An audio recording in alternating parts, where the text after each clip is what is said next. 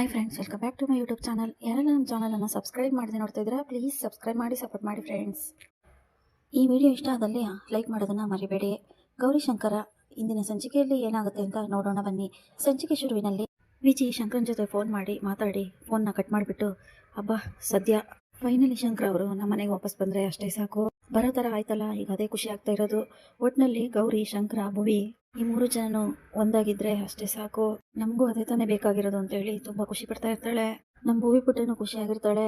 ದೇವ್ರೆ, ಇವ್ರು ಮೂರು ಜನನು ಒಂದು ಮಾಡಪ್ಪ, ನಿನ್ಗೆ ಹತ್ರ ನಾನು ಅಷ್ಟೇ ಕೇಳೋದು ಅಂತ ವಿಜಿ ದೇವ್ರ ಹತ್ರ ಕೇಳ್ಕೊತಾ ಇರ್ತಾಳೆ.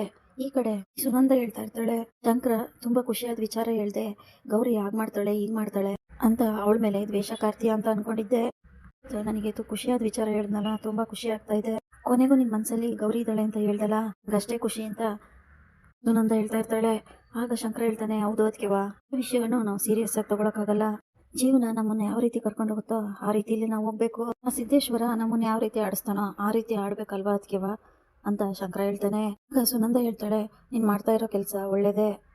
ಇಂತು ಸಾಕ್ಷಾತ್ ಶಿವ ಮತ್ತೆ ಪಾರ್ವತಿ ತರ ಇರೋ ನೀನು ಮತ್ತೆ ನನ್ ಗೌರವ ಇಬ್ರು ಒಂದಾದ್ರೆ ನಂಗೆ ಅಷ್ಟೇ ಸಾಕು, ಅದೇ ನನಗೆ ಖುಷಿ ಅಂತ ಶಂಕರನ ಹತ್ರ ಸುನಂದ ಹೇಳ್ತಾ ಇರ್ತಾಳೆ. ಸರಿ, ನೀನೇನೋ ಕೆಲಸ ಮಾಡ್ತಿದ್ದೆ ಅಂತ ಅನ್ಸುತ್ತೆ, ನೀನ್ ಮಾಡು ಶಂಕರ, ನಾನು ಬರ್ತೀನಿ ಅಂತ ಸುನಂದ ಹೇಳ್ದಾಗ, ಅದ್ಕೆವಾ ಒಂದ್ ನಿಮಿಷ, ನಿಮಗೆ ರುದ್ರಣ್ಣ ನೆನಪಾಗೋದಿಲ್ವಾ? ಶಂಕರನ್ ಮಾತು ಕೇಳಿ ಬೇಜಾರಾಗಿ ಸುನಂದ ಹಾಗೆ ಶಂಕರನೇ ನೋಡ್ತಾ ನಿಂತ್ಕೊಂಡ್ಬಿಡ್ತಾಳೆ. ಈ ಕಡೆ ಗೌರಿ ಆಫೀಸಲ್ಲಿ ಯತ್ನ ಮಾಡ್ಕೊಂಬನ್ನಿ ಅಂತ ಫೈಲ್ನ ಮೂವ್ ಮಾಡ್ತಾ ಇರ್ತಾಳೆ. ಅದರಲ್ಲಿ ಇನ್ನೊಬ್ರು ಸ್ಟಾಫ್ ಬಂದು, ಎಕ್ಸ್ಕ್ಯೂಸ್ ಮಿ ಮೇಡಮ್ ಅಂತ ಹೇಳಿ ಎಲ್ಲರಿಗೂ ಸ್ವೀಟ್ ಹಂಚ್ತಾ ಇರ್ತಾರೆ.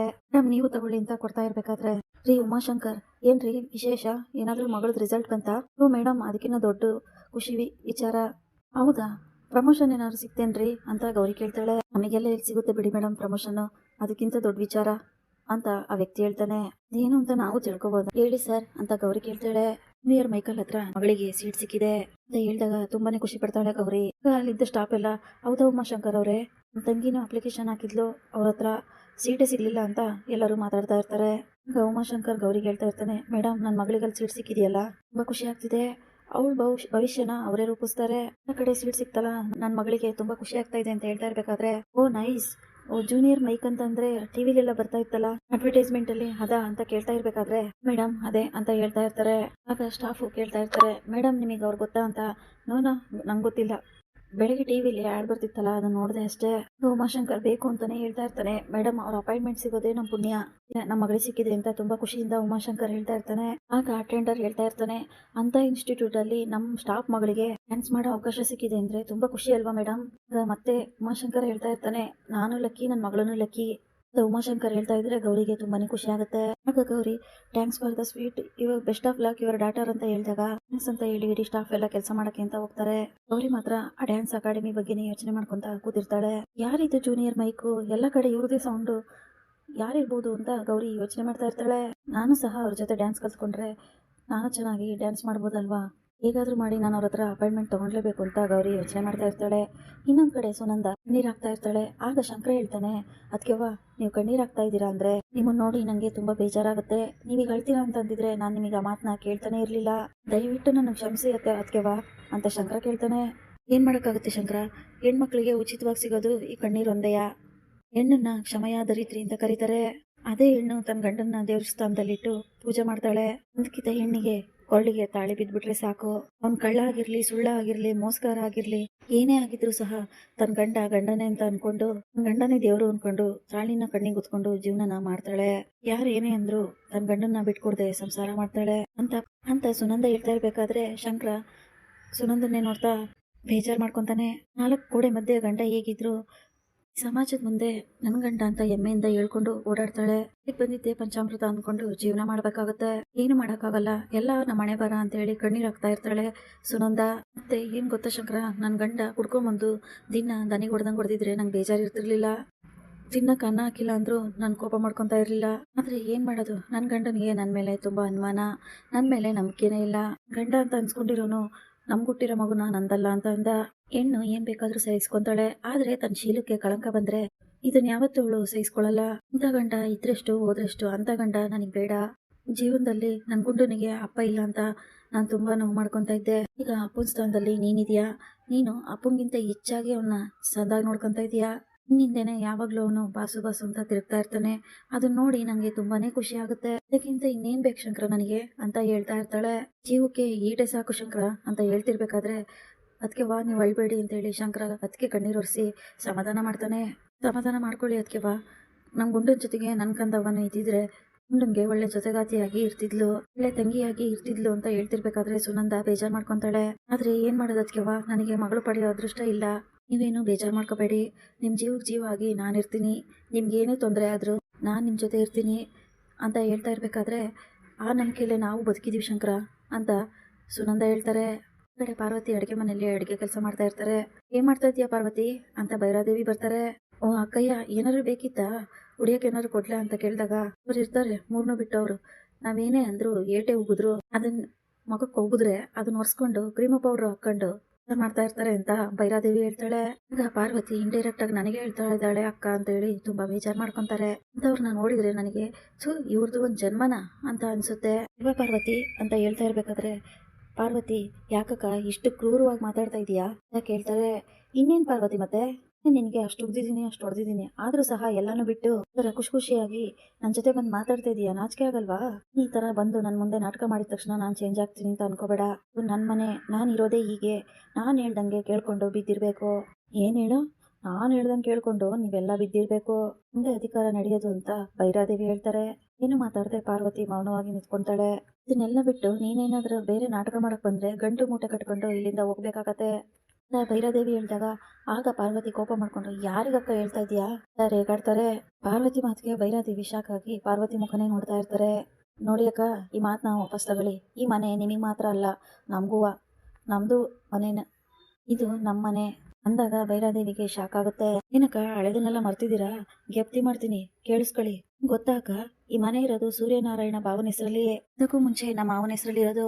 ಈ ಮನೆಗೆ ನೀನು ಸೊಸೆಯಾಗಿ ಬಂದಿದೀಯಾ, ಅದೇ ರೀತಿ ನಾನು ಸೇರಿದ್ದು ಈ ಮನೆಗೆ ಸೊಸೆಯಾಗಿ ಬಂದಿದ್ದೀನಿ. ಇದ್ಮೇಲೆ ನಮ್ಮಿಬ್ಬರಿಗೂ ಈ ಮನೇಲಿ ಹಕ್ಕಿದೆ. ನಾನು ಈ ಮನೇಲಿ ಇರ್ತೀನಿ. ನನ್ನ ಗಂಡ ಕರ್ದ ಅಂತ ಅವ್ನ ಹಿಂದೆ ಹೋಗಿದ್ದೆ, ಈಗ ನನ್ನ ಮಗ ಕರ್ಕೊಂಡ್ ಬಂದಿದ್ದಾನೆ, ಅವನ ಹಿಂದೆ ಬಂದಿದ್ದೀನಿ. ಎಲ್ಲೂ ಹೋಗಲ್ಲ, ಇಲ್ಲೇ ಇರ್ತೀನಿ ಅಂತ ಹೇಳ್ತಾ ಇರ್ಬೇಕಾದ್ರೆ ಪಾರ್ವತಿ ಮಾತು ಕೇಳಿ ಭೈರಾದೇವಿ ಶಾಕಲ್ಲಿ ನೋಡ್ತಾ ಇರ್ತಾರೆ. ಆ ರೀತಿ ನೋಡಿದ್ರೆ ಈ ಮನೆ ನನ್ನ ಮಗನ ಹೆಸರಲ್ಲಿ ಇರ್ಬೇಕಾಗತ್ತೆ, ಇದ್ಮೇಲೆ ನಾನು ಇಲ್ಲೇ ಇರ್ತೀನಿ ಅಂತ ಹೇಳ್ತಿರ್ಬೇಕಾದ್ರೆ ಪಾರ್ವತಿ ಸರಿಯಾಗಿ ಮಾತಾಡು. ಏನಕ್ಕ ಇದ್ದಂಗೆ ಹೇಳಿದ್ರೆ ಎದ್ದು ಬಂದು ಎದೆ ಕೊಡದ್ರಂತೆ, ನಾನು ಇರೋದನ್ನೇ ತಾನೇ ಹೇಳಿದ್ದು. ಭೈರಾದೇವಿ ಸೊಕ್ಕಿಂದ ಮಾತಾಡ್ತಾ ಇದೀಯ ಪಾರ್ವತಿ ಅಂತ ಬೈತಾಳೆ. ಅಲ್ಲ ಅಕ್ಕ, ನಾನು ಇರೋದನ್ನೇ ತಾನೇ ಹೇಳಿದ್ದು, ಅದ್ರಲ್ಲೇನಕ್ಕ ಸೊಕ್ಕಿದೆ ಅಂತ ಹೇಳ್ತಾ ಇದ್ದೀರಾ? ಈಗ ಏನಕ್ಕ ಈ ಮನೇಲಿ ನಾವ್ ಇರ್ಬಾರ್ದಾ? ಸರಿ ಬಿಡಿ, ಆಯ್ತು, ನನ್ನ ಮಗನ ಹತ್ರ ಹೋಗಿ ಕೇಳ್ತೀನಿ, ಅವನೇನಾದ್ರೂ ತೀರ್ಮಾನ ಮಾಡ್ಬಿಡ್ಲಿ ಅಂತ ಹೇಳಿ ಬನ್ನಿ ಅಕ್ಕ ಅಂತ ಭೈರಾದೇವಿ ಕೈ ಹಿಡ್ಕೊಂಡು ಪಾರ್ವತಿ ಹೇಳ್ಕೊಂಡು ಹೋಗ್ತಾಳೆ. ಬಿಡು, ಕೈ ಬಿಡು ಪಾರ್ವತಿ, ಏನಂತ ಮಾತಾಡ್ತಾ ಇದೀಯಾ? ಆಗ ಪಾರ್ವತಿ ಹೇಳ್ತಾಳೆ, ನಂಗೂ ಚುಚ್ಚಿ ಮಾತಾಡೋದನ್ನ ಕೇಳಿ ಕೇಳಿ ಸಾಕಾಗಿದೆ, ಮಗನೇ ಇವತ್ತು ತೀರ್ಮಾನ ಮಾಡ್ಬಿಡ್ಲಿ, ನಂಗೂ ಸಾಕಾಗೈತೆ ಅಂತ ಹೇಳಿದಾಗ ನೀನಕ್ಕ ಹೋಗೋಣ ಶಂಕರನ ಹತ್ರ ಅಂತ ಹೇಳಿದಾಗ ನೀನ್ ಬೇಡ ಸುಮ್ನೀರು ಪಾರ್ವತಿ ಅಂತ ಭೈರಾದೇವಿ ಹೇಳ್ತಿರ್ತಾರೆ. ಇಲ್ಲ ಅಕ್ಕ, ಏನಾದ್ರು ಒಂದ್ ನಿರ್ಧಾರ ಮಾಡೇ ಬಿಡ್ಲಿ ಹೇಳಿ ಕೈ ಹಿಡಿದು ಹೇಳ್ಕೊಂಡು ಶಂಕರನ ಹತ್ರ ಕರ್ಕೊಂಡು ಹೋಗೇ ಬಿಡ್ತಾಳೆ. ಈ ಕಡೆ ಗೌರಿ ಯೋಚನೆ ಮಾಡ್ತಾ ಇರ್ತಾಳೆ. ಅಕ್ಕ ನೋಡಿದ್ರೆ ನೀನ್ ಡ್ಯಾನ್ಸ್ ಕ್ಲಾಸಿಗೆ ಸೇರ್ಕೋಬೇಡ ಅಂತ ಹೇಳಿದ್ಲು, ನೋಡಿದ್ರೆ ಡ್ಯಾನ್ಸ್ ಕಲಿಬೇಕು, ನಾನು ಪರ್ಫಾರ್ಮೆನ್ಸ್ ಮಾಡ್ಬೇಕು ಅಂತ ಆಸೆ ಇದೆ. ಈಗ ಏನ್ ಮಾಡ್ಲಿ, ಅವ್ರಿಗೆ ಕಾಲ್ ಮಾಡಿ ಅಪಾಯಿಂಟ್ಮೆಂಟ್ ತಗೊಂಡ್ಲೋ ಬೇಡವಾ ಅಂತ ಯೋಚನೆ ಮಾಡ್ತಿರ್ತಾಳೆ. ಒಂದ್ ಕಡೆ ಒಬ್ಬ ಡ್ಯಾನ್ಸ್ ಮಾಸ್ಟರ್ ಅನ್ನ ರೆಡಿ ಮಾಡಿರ್ತಾರೆ. ಕೋಳಿ ಮತ್ತೆ ಚುರುಮುರಿ ಇಬ್ರು ಮಾತಾಡ್ತಾ ಇರ್ತಾರೆ. ಏನ್ಲ ಇವನು ಪೆಕ್ ಕುಡ್ದಂಗೆ ಟೀಮೇಲ್ ಟೀನ ಮೂರ್ ಕಪ್ ಕುಡಿದವನೆ. ಕೋಳಿಗೆ ಚುರುಮುರಿ ಹೇಳ್ತಾನೆ. ಆಗ ಕೋಳಿ ಹೇಳ್ತಾನೆ, ಏ ಸ್ವಾಮಿ ದೇವ್ರು, ಏನ್ ಮಾಡ್ತೀಯೋ ಗೊತ್ತಿಲ್ಲ, ಕಂಪ್ನಿಲಿ ಮೆಸೇಜ್ ಬರುತ್ತಲ್ಲ ಆ ರೀತಿ ಈಗ ಪಟಪಟ ಅಂತ ಮೆಸೇಜ್ ಬರ್ಬೇಕು, ರೀತಿ ನೀನ್ ಕೆಲಸ ಮಾಡ್ಬೇಕು ಅಂತ ಹೇಳ್ತಾ ಇರ್ತಾನೆ.